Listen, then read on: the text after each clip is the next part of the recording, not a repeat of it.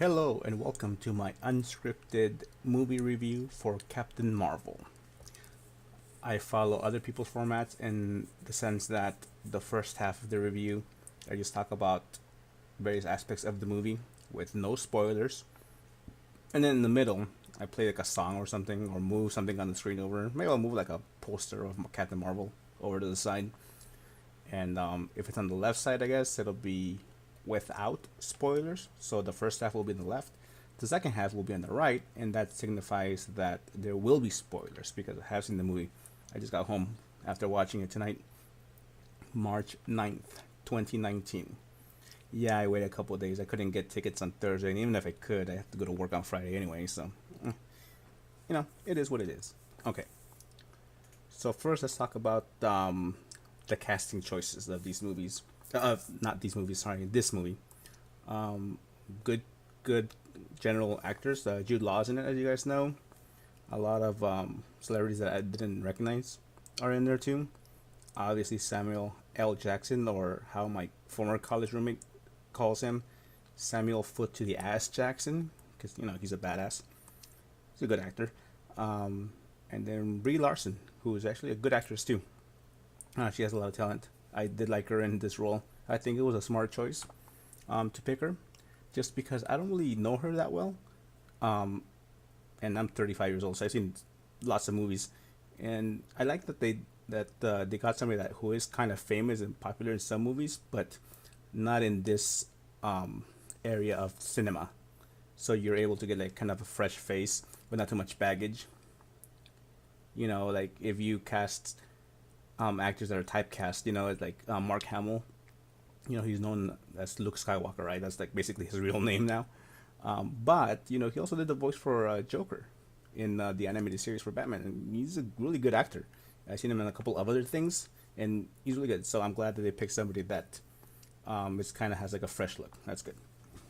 Let's see what else. I forgot the names of the actor, but Agent Coulson from Shield, he's in it too. It's pretty cool. And now that I talked about a little bit about the actors and how and they were good acting, I want to talk about the makeup. Um, Samuel Jackson looked really young. The only problem with his young look is that he still kind of I don't want to say fat, but he's kind of chunky. Because if you remember watching him in his old movies, he was really skinny. He was really thin, and as people get older, they tend to gain weight. That's how humans are. So it's funny because he mentioned in an interview that they have a lot of video of me when I was younger, from the '90s, so they can definitely take that. And yeah, they could have, but they couldn't really do it because he looked just as full figured or full face. He didn't look as thin as he did back then, and that's fine. Whatever. The only issue I really had with him, how he looked, was his hair. It looked really fake, but other than that, his acting was good. His expressions were good. The makeup was good. It never looked like makeup. So I mean, it was good. Brie Larson's her costume, I thought it looked pretty badass. I liked it, and I like how it looked. How she changed. So if you see Jude Law's costume, and this is not really a spoiler, obviously. If you see Jude Law's costume, it's kind of a greenish, and you see her costume as Captain Marvel, it's like has a lot of red, so it's not her color. So they explain how she got those colors, even though she's from outer space or something. I like how they changed that. How they explain that her colors of her costume. Agent Nick Fury, or director Nick Fury, I guess. Um, the costume of when he injured his eye, that was pretty good. I like that. That looked pretty real. Also, if you there's a scene where like you're like, I don't want to see that, but it's pretty cool. Regarding his eye, and then they show him with his, I guess you could say his, and this is not really a spoiler, obviously. When you lose your eye, you're gonna have a eye patch, right? But they showed him with a different eye patch back then. So now they show him with a black patch. I don't want to say how it looks because that would be kind of spoiling, I guess, but they make it a little bit different. So it was a weird thing to see him without a black eye patch. It was something else. It was funny. Let's see. Uh, Other people's acting, it was um, so Yeah, back to the acting. I guess I did like Brie Larson's acting. I did believe that she was who she said she was. Um, her best friend, the other pilot, that was pretty good acting. The little girl in there was also a decent actress. That she was good. Um, Now that we covered the makeup and acting, let's go with more makeup for on the scroll side. That looked really good, actually. That looked really real to me. And the special effects of and they did show when the scroll looking green changes or transforms or shape shifts into a human form. That looked pretty cool too. That was really nice effects. Um, let's continue with the effects. Her photon blast, you saw that in the preview. That looks pretty good too. The holes, and you see this in the movie several times. The holes that it leaves, as that looks really real too. The explosions look pretty good. The aircraft looks really nice too in this. Um, the spaceships look really sci-fi-ish, I guess you could say. But I mean, it wasn't bad. I mean, the special effects were actually really good. I really liked it. Like all other Marvel movies, the special effects were well done. That's really good. Let's talk about the directing now. I don't. I'm not a director, but I by directing I think I see like how they zoom in and how they pan view and how they look at a character from a certain point of view. All that like I guess that cinematography is what I would refer to as directing. That was pretty good. Like that, it never made me dizzy, even with all the motion going on. That was good. Yeah, no real movies make me dizzy. The only movie that really made me dizzy was the Catwoman one with Halle Berry, but that's another story. The directing was really good. The writing was pretty good. Um, the writing actually was really good. I liked the characters felt like they were actually having conversations with each other. It didn't seem like they were scripted lines, which I liked. It was very natural. That was good. And since we're talking about the writing, let's talk about the plot. The plot was really good. It was really relatable. It was very relatable. I really liked it. Some people might say that it's too much with what's going on with U.S. politics, maybe, but I didn't even. Yeah, I mean, but these problems that we have in USA right now are problems that we had. Refugees and well, that's one thing. Oil and war and money problems and tax stuff. I'm not saying that all of this is in the movie, but I'm just saying that whenever you watch a movie that talks about a problem, a problem that the protagonist faces, usually that's being portrayed from the real world, and that is the case here. But they didn't do it too much on the nose, where like they made it like obvious, which I liked. Um, the writing was pretty good. I talked about that. The music was really good. It was '90s music, and I grew up in the '90s, so I like that music. There was I don't think I'm spoiling too much with this one, but there was a fight scene. There's obviously there's a bunch of fight scenes, but there's one fight scene where I'm not gonna give anything away about who's fighting, but obviously Captain Marvel's fighting in it, and they played the song "Just a Girl" by No Doubt, and I thought that was pretty appropriate. Kind of funny, appropriate in the sense that it was lyrics, and you'll see what I mean by that when I get to the next section.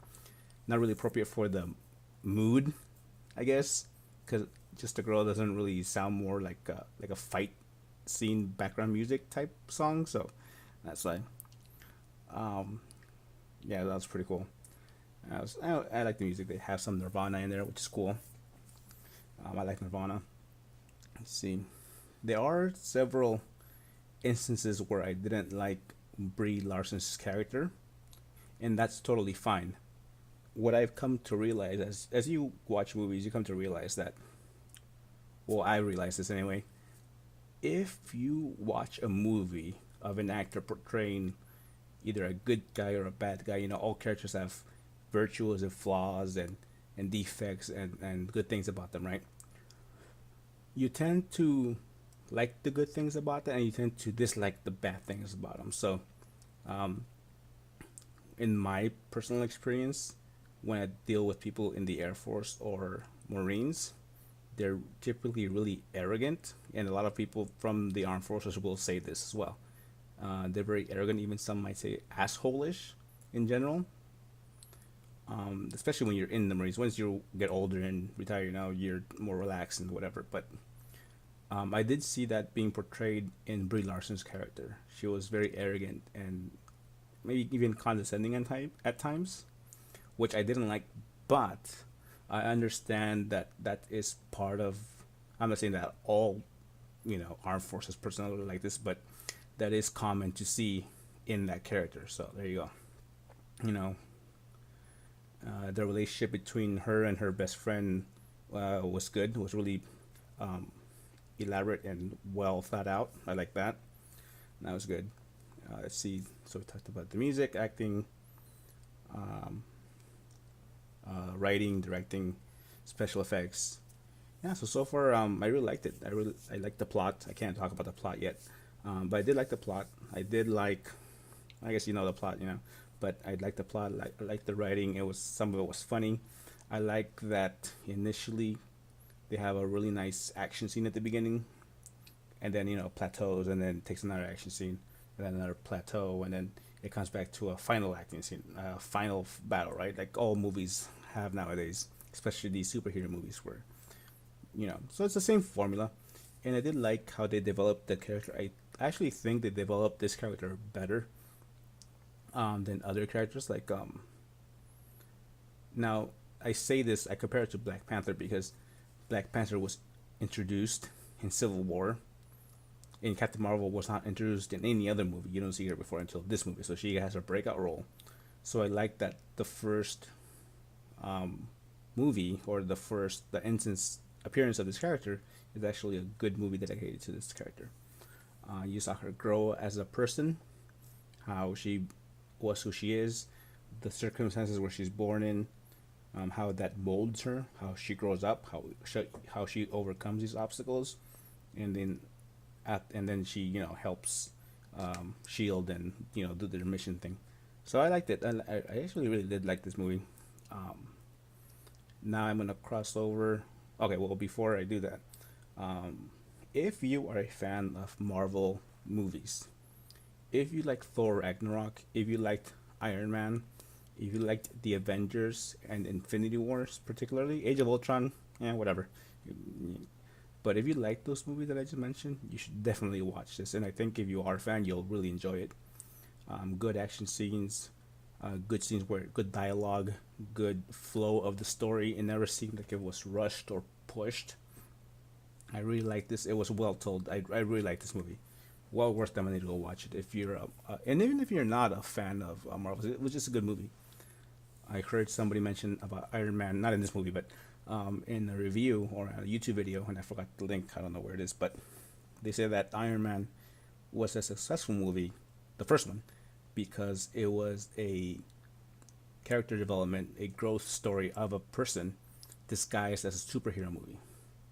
You know, so yes, he's a hero. Yes, he kicks ass. Yes, he's smart. All this, but you really see him grow as a person in Iron Man 1, 2, and 3, obviously. But in this movie with Captain Marvel, you definitely see her grow as a person. And I like how they start the movie off right with some action, not a dull moment, and then they kind of, go slow and dialogue and introduce and develop the characters more through dialogue, through their actions, through everything. So I liked it. I think you guys should go watch it. Um, so now let's talk about more of the fact that they picked a woman and it's a female lead in this movie. I actually didn't really mind. I don't care. A good story is a good story. A good actor is a good actor. Good music is good music. Good scenes are good scenes. Good special effects are good special effects. It's a good movie. I really liked it. Um, some people might say that I haven't really seen a lot of reviews because I didn't watch the movie till now, but I have noticed that people are kind of like shit talking this movie because it's a woman, and I have seen comments from men saying, oh, it's a woman, they have to get this woman thing out there because now we have to be all equal. Well, yeah, you have to be equal. What's wrong with that? What's wrong with equality? I'm even willing to say that we're not as equal because this is the first superhero movie from the Marvel Universe, MCU, that is led by a female. This is the very first movie. every other superhero is a white male, except for Black Panther, and that's it. Scarlett Johansson plays a Black Widow. She's not really a superhero, but she's very important. Yes, she's very important. She's been in a lot of movies. Her character is so important that she wasn't snapped out in Infinity War, right? She's one of the original Avengers, but she hasn't had her own movie yet. So if a man is annoyed that they picked a woman for superhero, it's kind of stupid. I think it's just weird to me. There's been like 18 movies or 19 MCU movies, and this is the first one where a woman is lead. I mean, come on, it's about time. It's overdue, if anything. But so, okay, that's what I have to say about that. Now let's get into the actual plot of the movie and everything. So now we are going to be in the spoiler section. So if you wanna not be spoiled, not have this movie spoiled for you, and you wanna watch it, then you should stop the video here. Okay, so the plot of the movie, the story is, so Brie Larson, and it starts with her in a dream. Actually, she's dreaming, and she wakes up, and she can't remember her past, and she's like basically best friend with Jude Law. Jude Law kind of takes her under his wing. He's training her, but she doesn't know how she got there to the planet. She actually wakes up on her host planet, I guess you could say. I forgot the Hala or something. I forgot the name of the planet, but she wakes up, and then she used her superpowers to blast Jude Law in a fight they have. And so Jude Law's, well, you have to control it. You're too emotional, so you have to go talk to the Supreme Intelligence. I think that's what they call it, and that's basically an AI was designed by, I'm guessing, the people that lived there a long time ago, and now the AI controls everything, which is actually a common plot in science fiction movies, in science fiction books in general, where an AI is pretty much given control of society because it's just better that way, because humans have agendas and they're prone to be corrupted, so, and assassinated, obviously. So that's why they pick AI. So that's pretty cool that they did that. There are a couple of scenes actually in the movie that I want to talk about quickly that are just that basically just reference older movies like from the 80s and 90s.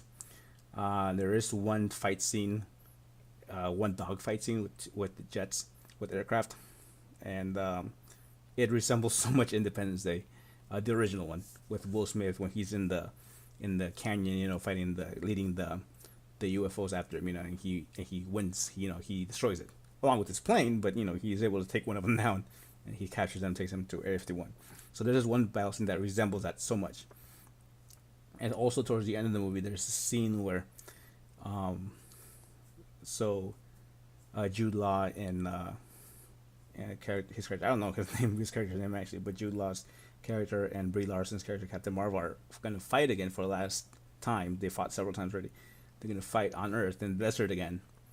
And he's just yelling at her, you prove to me, he's basically trying to make her turn off her powers so he can beat her as a normal, mortal human versus another mortal human, right? He's basically trying to con her into doing that. He said, prove to me that you can beat me without, your powers. And she just goes there and blasts him. She doesn't kill him, but she blasts him really hard with her photon blast. And it's really funny. That resembles Indiana Jones in Raiders of the Lost Ark when, he's in Egypt, I think, and this guy has this blade and he's swinging around like a master slave swordsman, and everybody's just looking at him. He's like in the market, and Indiana Jones just kind of pulls out his gun and shoots him dead, and then the people just rob the body, of all its possessions. They just rob the corpse right in front of them. That scene reminds me of that so much. It was so funny. Side note: Indiana Jones shot that like that because that day he was sick. I think he had food poisoning or something. You look it up, you'll find out.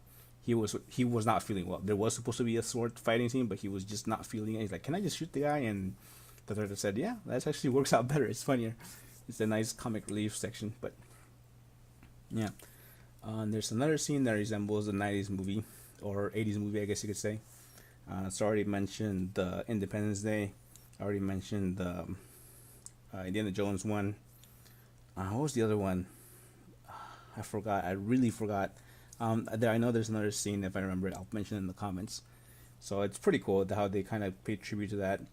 Speaking of paying tribute, at the beginning of the movie, even before it starts, you know how they have the Marvel logo coming in with all the superheroes. Instead of all the superheroes, this time they just did Stanley, a bunch of pictures of Stanley, and then at the end they said "Thank you, Stan." And so that was nice. That was pretty cool. That they did that for him, because he died already last year or this year. When did he die? He died recently, but anyway. Yeah, so that's pretty cool that they acknowledged that. Let's see what else. So the plot, back to the plot. I'm sidetracking here so much. So the plot is that so she's trying to remember.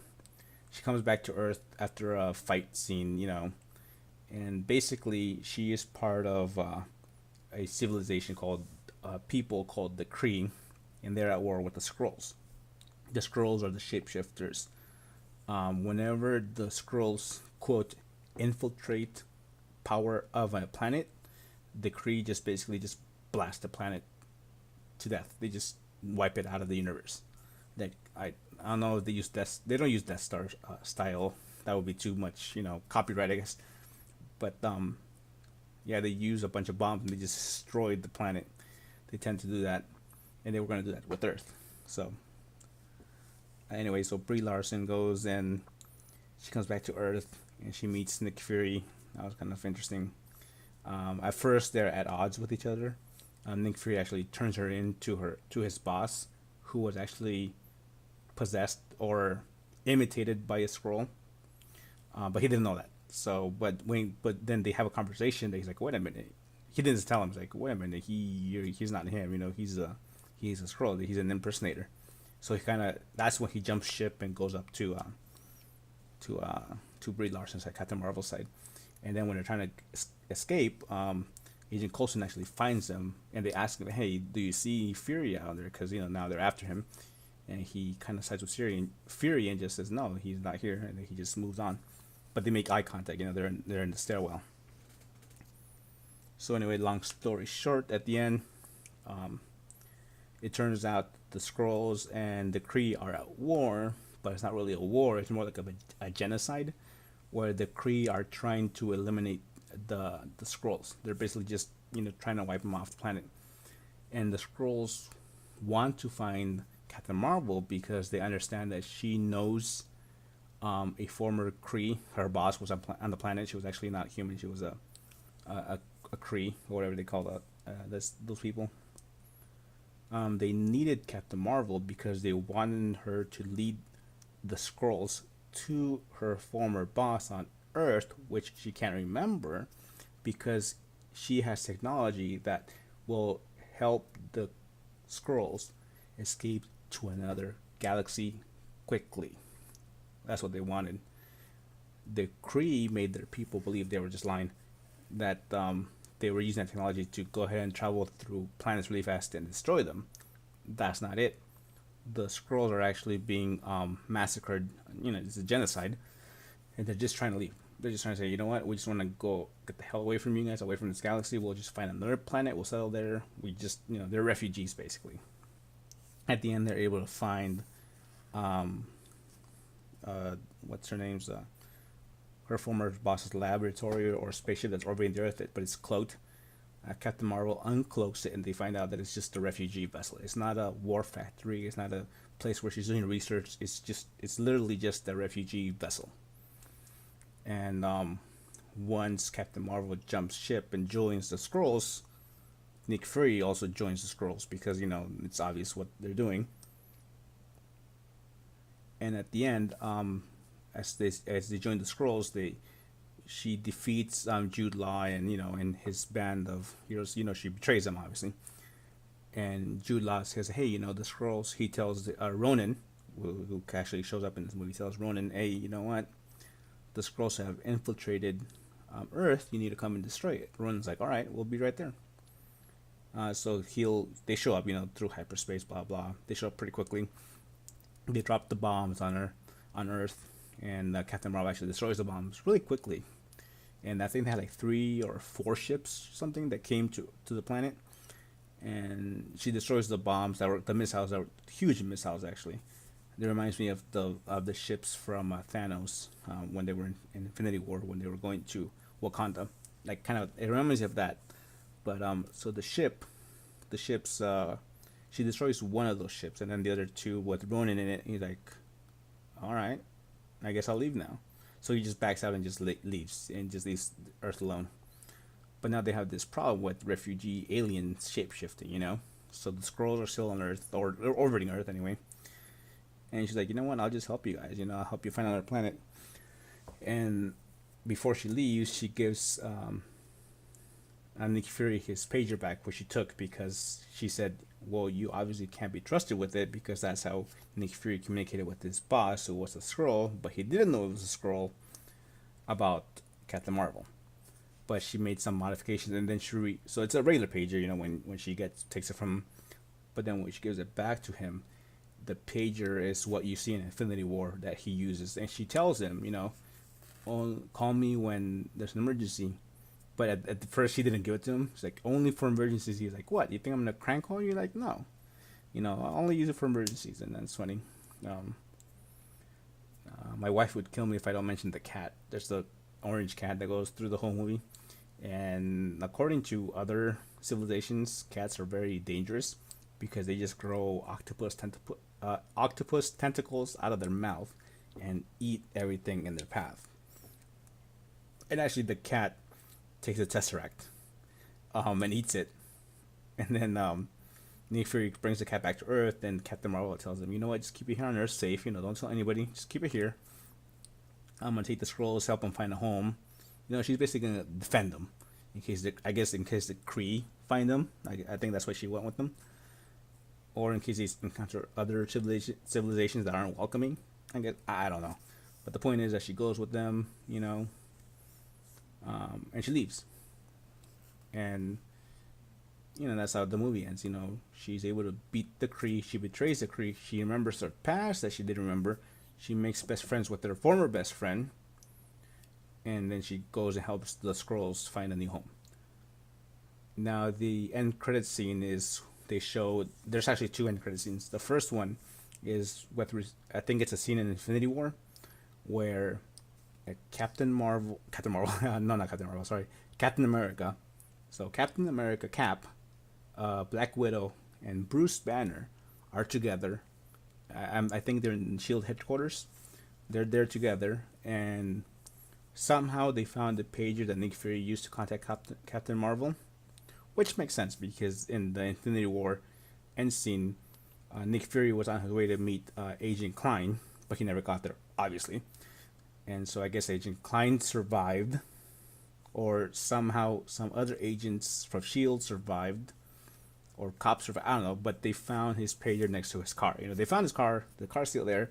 They found the pager. It looked weird, so they grabbed it. And now Captain America, Bruce Banner, and Black Widow have it in Shield headquarters, and they kind of hacked it in the sense that they were able to duplicate the same signal that Nick Fury sent. So they're just holding it in this little kind of container because they're afraid of it. They don't know what it is. It looks like a pager, but it's not a pager, obviously. It is a pager, but it's just a really strong pager that, according to Captain Marvel, after modifications, the range is a couple of galaxies. So there you go. So they said that they bypass the battery so they can keep sending the signal, you know, whatever. And then one of the Bruce Banner or Cap or Black Widow, I forgot which one, but one of them says, wait a minute, we don't even know what this is doing. We don't even know who it's contacting. Oh, but Black Widow says, no, but yeah, we need to know who's answering, you know. And then one of the others was like, well, we don't know who it is, so maybe they were kind of saying, well, maybe we should stop because maybe it's bad. But Black Widow like, no, Nick Fury thought it was important. We should keep doing it, you know. We should do what he wanted. You know, he was snapped away. And then it shuts off. The pager actually just shuts down. And as soon as I saw that, I knew what was going to happen. I said, as soon as the pager shuts down, that means that the person receiving the signal received it and acknowledged the signal. So that's why the pager turned off. Or Captain Marvel sent the signal back, say, okay, I got your message. I'll be right there. And yeah, that's what happens in that scene after the pager shuts off. You're like, wait a minute, just shut off. Like, what the heck, you know? And then Black Widow's like, turn it back on. You know, we gotta resend the signal. Let's keep going so we can keep doing. So it keeps, you know, doing its thing. So maybe we can get help somehow. You know, they have no idea what the pager is. And the next thing you know, like half a second later, Captain Marvel shows up in her suit. She's like, "Where's Fury?" And that's where the cutscene ends. So that's her entrance into the rest of the Avengers, which is great that we have this movie before Endgame, because if you just saw Endgame without watching Captain Marvel, without knowing who this character is, or before it even exists, it's like, what the fuck, you know, it doesn't make sense. It's just now all of a sudden this other hero appeared, and now we're supposed to believe that she's gonna kick ass and everything. Like, no. So I like that they have Infinity War, then they have Captain Marvel to introduce the character, and you know what she's capable of. And in Endgame, she comes back and she literally just suddenly shows up, you know, out of nowhere, basically. And I'm guessing she catches them up, you know, on what's going on. Okay. And this was actually before the end credits. So then we sit through the credits, and then at the end of the credits, it's another scene, but it's really not relevant to the story. It's just funny. So I mentioned that the cat had swallowed a tesseract in the spaceship above Earth, and Captain Marvel told Nick Fury, you know, go take it to Earth and keep it there safe. He's like, all right, so I'll take it, but the cat swallowed it.